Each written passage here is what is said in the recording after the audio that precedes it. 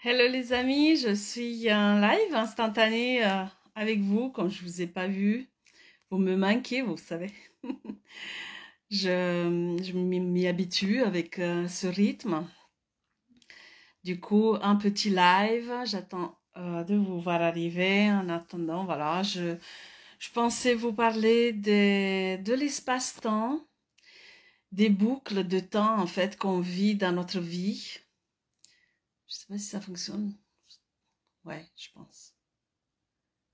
Ça y est, je vous vois arriver, super. Faites-moi coucou. Voilà, je suis sur mon tel. Voilà, vous parler des boucles de temps. Voilà, le temps n'est pas ce qu'on pense et l'espace non plus. Et le temps et l'espace, cool. Coucou l'hamster. Euh, c'est pas ce qu'on pense et c'est pas ce qu'on nous raconte en fait.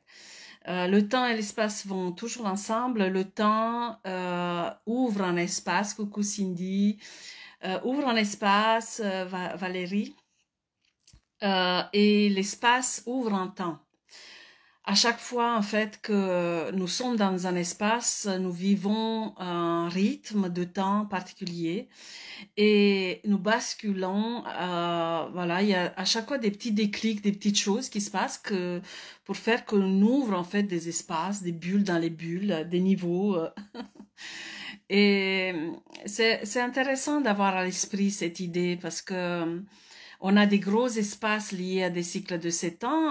Allez voir mes derniers lives sur ma chaîne YouTube. Mais on a aussi des espaces liés à ce qu'on vit.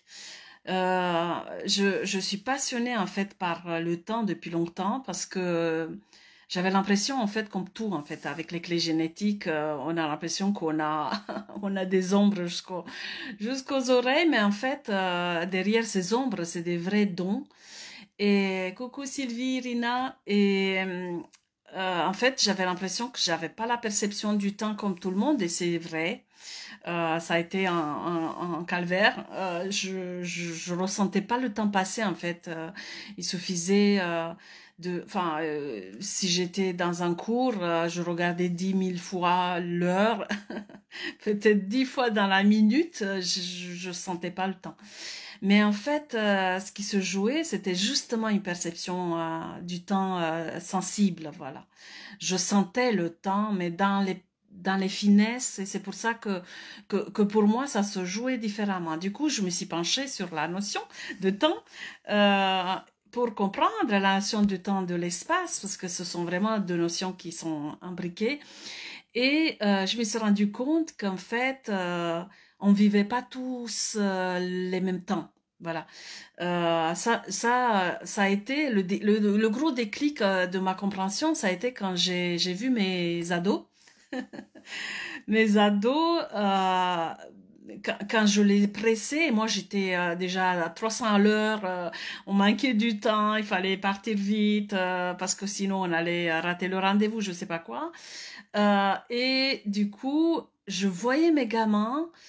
euh, les enfants, c'est différent. Mais vraiment, quand ils passent dans le cycle d'être ado, je les voyais au ralenti. J'avais l'impression qu'ils le faisaient exprès, mais en fait, non.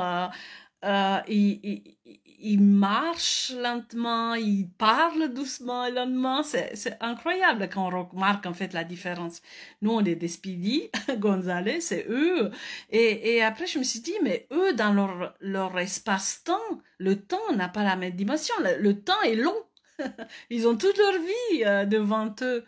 Et nous, plus on avance dans l'âge, plus on est speed, quelque part, à régler les choses vite, même si en même temps, on gagne un peu plus en sérénité. Et voilà, on traite les choses avec moins de stress quelque part. Mais au niveau du temps, voilà, on manque de temps parce qu'on se dirige en fait sur notre ligne de temps vers un endroit où il y a un moi. Voilà.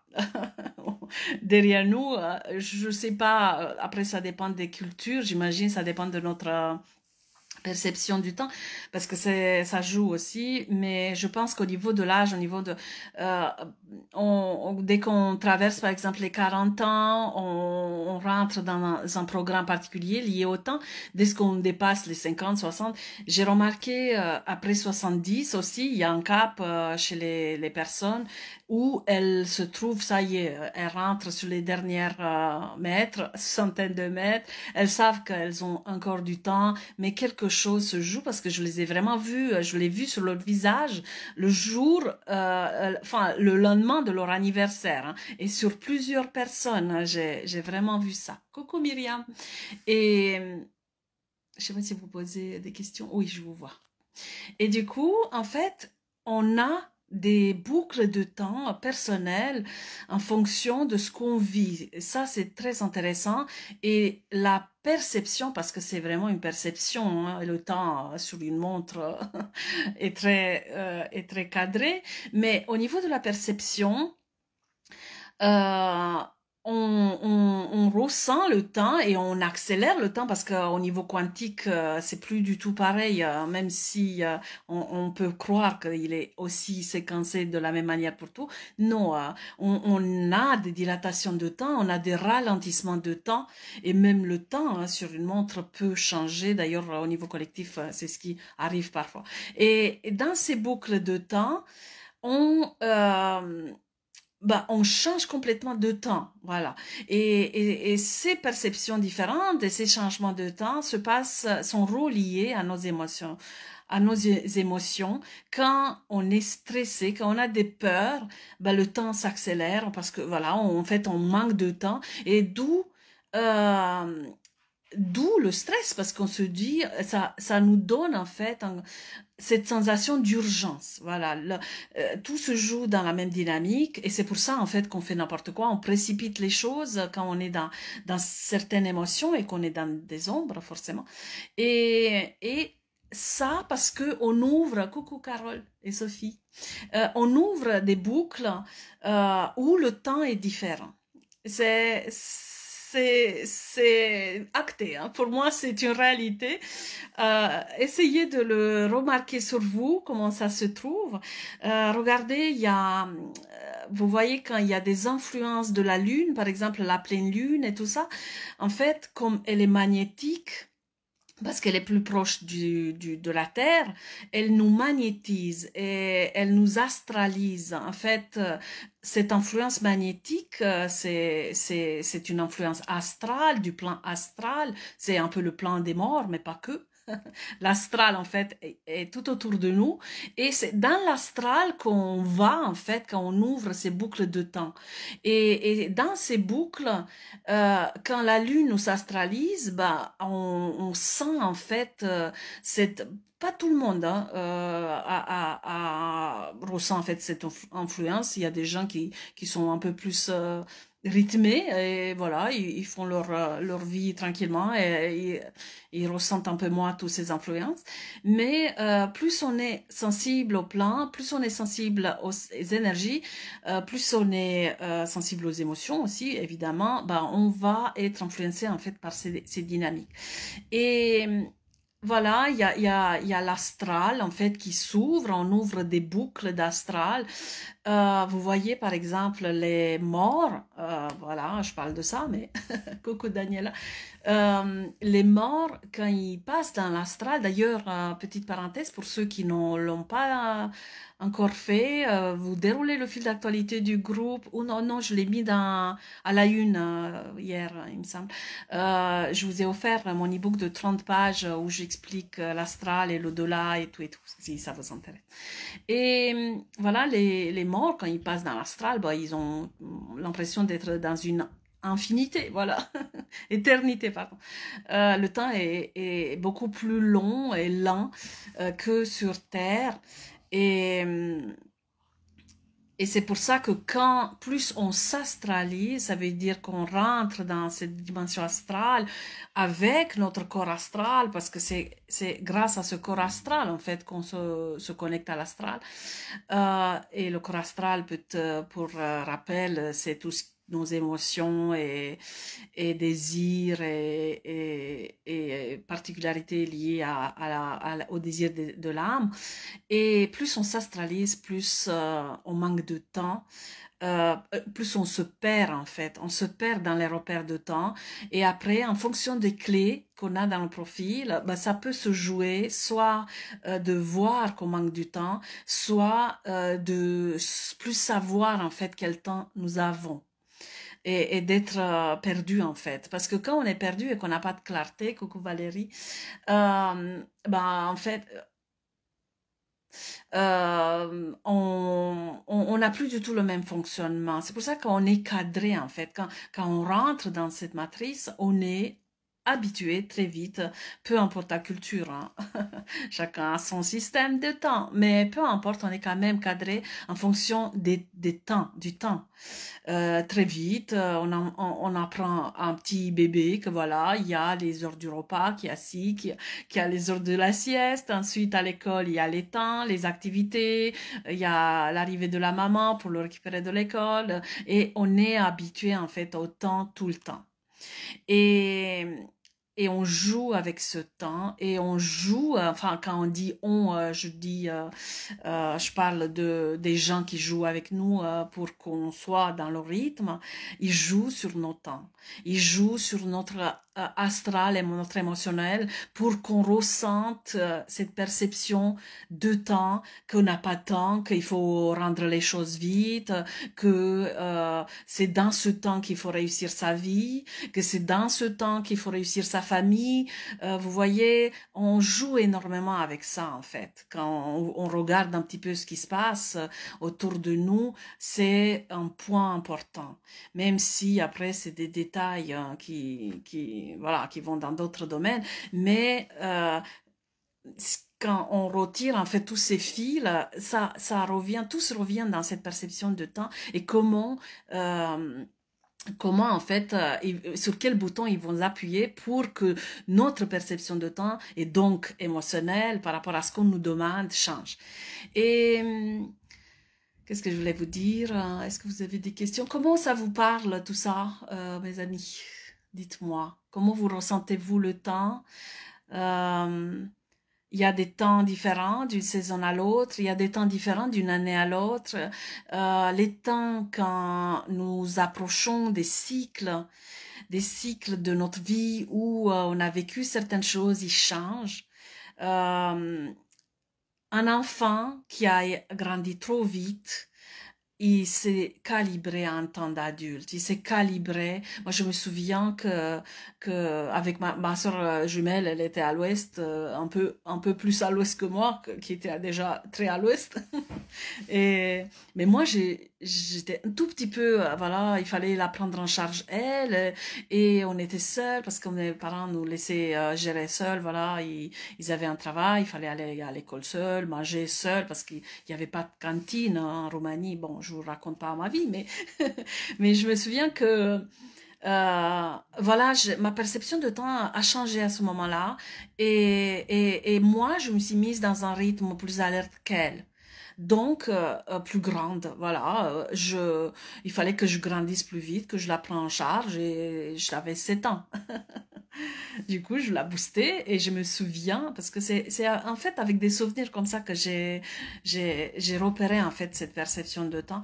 Et je me souviens que je comprenais pas comment elle se précipitait pas ou elle ressentait pas le stress de la situation. Comment, voilà, sur l'heure, on voyait que les minutes défilaient, qu'il fallait partir, qu'on allait être en retard. Et elle traînait à faire ses lacets, voilà, à sortir, à chercher le dernier cahier pour son cartable. Et moi, je fumais, j'implosais de l'intérieur.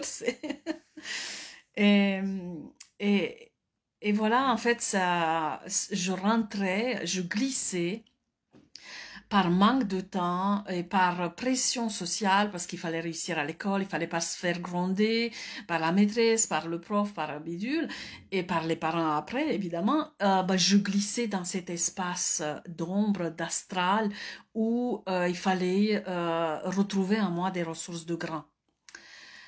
Et coucou Magali.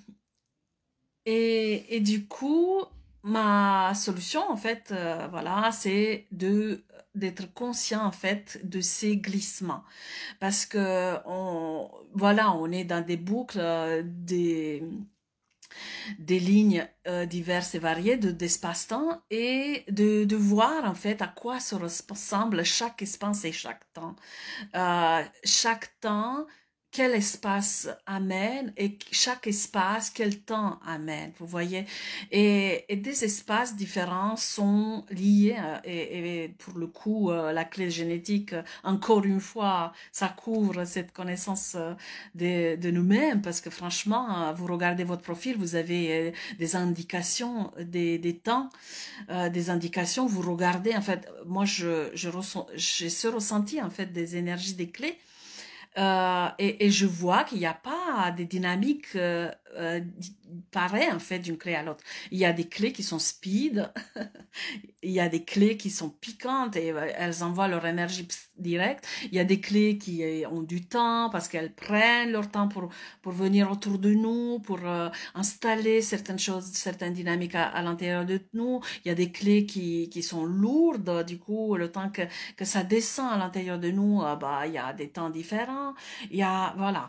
Et, euh, et du coup, il suffit de regarder et de ressentir un peu ces dynamiques, qu'est-ce qui se passe dans ces mots, quelle émotion se trouve derrière tous ces ombres de votre profil et voir en fait à quel moment ces mots, avec l'émotionnel qui se trouve derrière chaque ombre de chaque clé, quel espace ça ouvre, à quel moment vous vous retrouvez dedans. Et qu'est-ce qu'on a mis dans ces boucles, dans ces espaces astraux, voilà, c'est des mondes en fait, c'est des mondes, des mini-mondes astro, et voilà, qu'est-ce qu'on a mis dedans? Est-ce qu'on a mis la perfection, la barre haute? Est-ce qu'on a mis la dévalorisation? Est-ce qu'on a mis la limitation? Parce que voilà, il y a les clés, mais après, il y a tous les programmes inconscients et conscients qu'on en a mis dedans. Et quand vous regardez ces mondes et que vous prenez conscience que vous êtes dans des espaces différents, c'est plus pareil, vous êtes plus le même. Le temps a changé, le décor a changé, mais vous aussi. Parce qu'on réagit en fait, on prend un rôle, on rentre dans un personnage qui joue une histoire dans chaque monde astral qu'il traverse. Et voilà, en prenant conscience de ces mondes, ben vous voyez en fait comment vous réagissez. Et c'est pour ça que parfois on est complètement décalé. On est complètement à l'ouest, on est complètement sous pression, on est complètement déboussolé. Enfin, on vit des choses de notre personnage différents et on peut dire, ouais, je me connais, mais non, en fait, pas du tout. Il suffit que il y a un petit déclic, un petit couac, un petit bug, et je glisse dans cet espace et je retrouve plus les repères habituels. Je retrouve plus les repères qui se trouvent dans l'espace d'avant ou dans l'espace de ma zone de confort où je m'y retrouve plus régulièrement. Et c'est pour ça, en fait, qu'on a tous ces peurs qui après, ou tous ces ombres, en fait, et tout ce doute et toute cette confusion et tout ce voilà, toutes ces incertitudes en fait qui nous habitent parce qu'on se retrouve dans des espaces différents, pas nouveaux, hein, parce que c'est rare qu'on ouvre des portes dans des espaces, ça arrive, mais c'est quand même plus rare dans notre vie qu'on ouvre des espaces complètement, voilà, ouais, ouais, inconnus. Et et ensuite, bah, vous regardez comment, quel déclic fait que vous glissez d'un espace à l'autre et comment faire en sorte de vite les repérer, vite revenir dans des espaces plus simples, plus sereins, avec des repères, voilà. Ou bien, parce qu'on ne peut pas tout prévoir, il y a des choses voilà, qui se jouent, ou bien repérer des repères en fait, faire du repérage. Tiens, ici, il y a cet escalier. Regardez autour de vous, il y a un décor. Hein. Ici, il y a ça, il y a ça.